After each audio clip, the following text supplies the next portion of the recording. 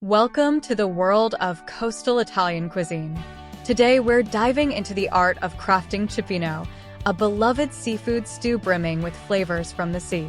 Join me as we explore fresh ingredients, fragrant aromas, and the joy of homemade comfort food. Let's embark on this culinary adventure together. Are you ready?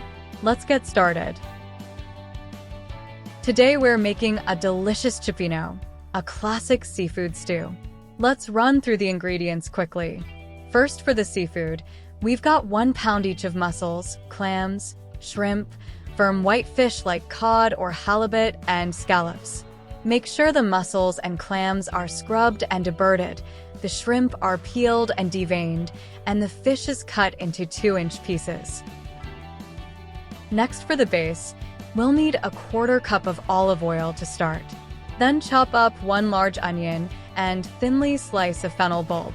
We'll also need 4 cloves of garlic, minced, and 1 red and 1 green bell pepper, diced. For a bit of heat and flavor, add a teaspoon of red pepper flakes, half a teaspoon each of dried oregano and dried thyme, and a bay leaf. For the tomato and wine base, grab a cup of dry white wine, a large can, 28 ounces, of crushed tomatoes, a smaller can, 14.5 ounces, of diced tomatoes, and 2 tablespoons of tomato paste. This will give us a rich, robust broth. To thin it out, we'll add 4 cups of seafood stock. If you can't find seafood stock, chicken stock works in a pinch.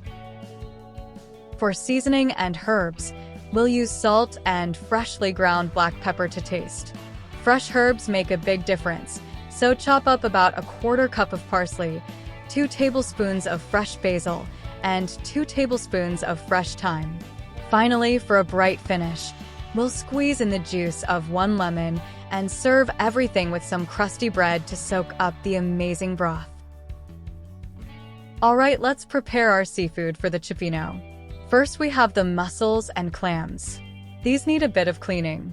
Scrub them under cold running water to remove any debris. Make sure to debeard the mussels. You'll see a little stringy beard coming out from the shell. Just pull it out firmly. Discard any mussels or clams that are cracked or don't close when tapped. They're no good. Next, let's move on to the shrimp.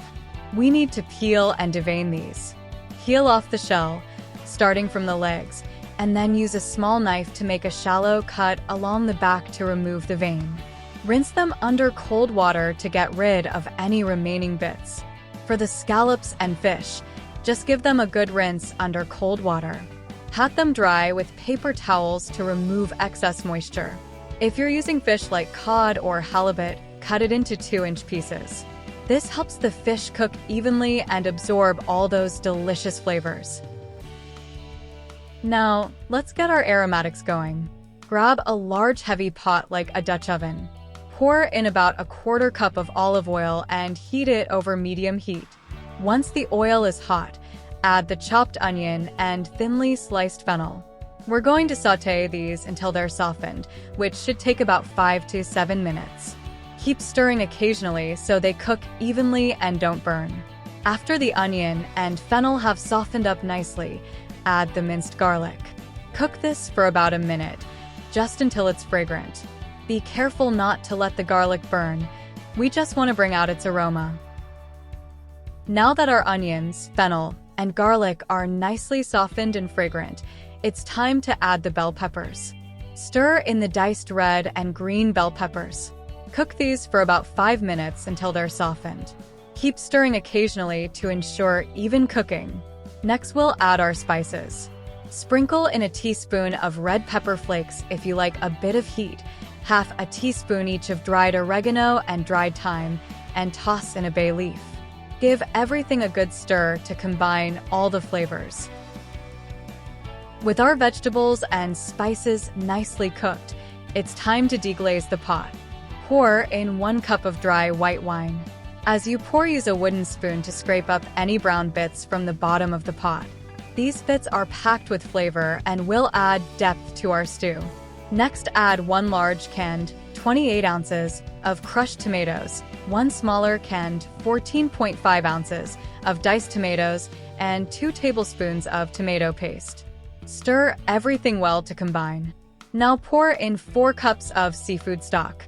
If you don't have seafood stock, chicken stock will work as a substitute. Stir again and bring the mixture to a simmer. Once it's simmering, reduce the heat to low, cover the pot, and let it cook for about 30 minutes. This will allow all the flavors to meld together beautifully. With our base mixture simmering, it's important to let it cook low and slow. So reduce the heat to low, cover the pot, and let the broth simmer for about 30 minutes. This slow simmering process allows the flavors to meld together beautifully, creating a rich and robust base for our cioppino. Remember to stir occasionally during this time to make sure nothing is sticking to the bottom of the pot and everything is cooking evenly. Now that our broth has simmered and the flavors have melded together, it's time to add the seafood. Increase the heat to medium. Start by adding the clams and mussels to the pot. Cover and cook for about 5 minutes until they start to open. This means they're cooking through. Next, add the shrimp, scallops, and fish to the pot. Stir gently to combine. Cook for another 5 to 7 minutes until the shrimp turn pink and opaque and the fish is cooked through. As a final step, check the mussels and clams. Discard any that have not opened. These are not safe to eat. Now that our seafood is perfectly cooked, it's time to add some final seasoning and finishing touches to our cioppino. Stir in a 1/4 cup of chopped fresh parsley, along with 2 tablespoons each of chopped fresh basil and thyme. These fresh herbs will add a burst of flavor and freshness to our stew. Next, season with salt and freshly ground black pepper to taste. Remember, seafood loves a bit of seasoning, so don't be shy with the salt and pepper. To brighten up the flavors, squeeze the juice of 1 lemon into the stew. Give it a good stir to incorporate all the ingredients and flavors. Now that our cioppino is ready, let's serve it up and enjoy. Ladle the cioppino into large bowls. Make sure to get plenty of the flavorful broth and a generous portion of the delicious seafood into each bowl. And don't forget the best part, serve the cioppino with some crusty bread on the side. This bread is perfect for soaking up all that amazing broth, adding another layer of texture and flavor to each bite. Absolutely. Here are some essential tips to make your cioppino even more delicious. Seafood freshness. Fresh seafood is key to a flavorful cioppino. Ensure your seafood is as fresh as possible for the best taste and texture. Stock quality. Use high-quality seafood stock for a richer, more authentic flavor. If you can't find seafood stock, chicken stock is a great alternative. Wine choice. Choose a dry white wine that you enjoy drinking.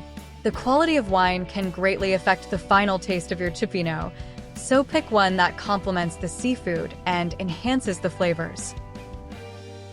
Simmering time. Don't rush the simmering process.